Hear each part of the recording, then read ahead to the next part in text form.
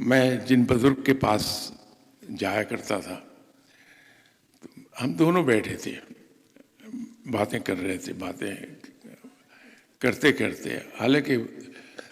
ان کو میں نے دیکھا کہ اس بات میں بڑی سختی تھی کہ نہ تو وہ خود علم کا کوئی ذکر کرتے تھے، نہ اپنے شاگرد کو کرنے دیتے تھے۔ میں نے بارہا ان سے جوتے کھائے کہ وہ مغربی تعلیم کا اثر تھا، تو زبان رکتی نہیں تھی، تو میں کہہ دیتا تھا کہ صاحب جو آپ نے بتایا پڑھنے کو بتایا میں پڑھ رہا ہوں، تو اس پر یہی ہوتا تھا کہ مجھ پر احسان کر رہے ہو، پڑھتے ہو مت پڑھو، تو جوتے اکثر پڑ جاتے تھے۔ تو وہ اس دن خلاف معمول ایک بات انہوں نے کہی کہ میں نے تو ایک دن رب تعالیٰ سے کہا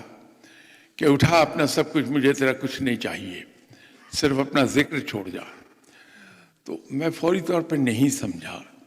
تو میں نے دل میں توبہ استغفار کی کہ بتائیے رب تعالیٰ کے ساتھ کیا کہہ دیا شاہ صاحب نے۔ لیکن رات کو میں بیٹھا ہوا تھا جانواز پہ، تو غور و فکر کا سلسلہ جاری تھا،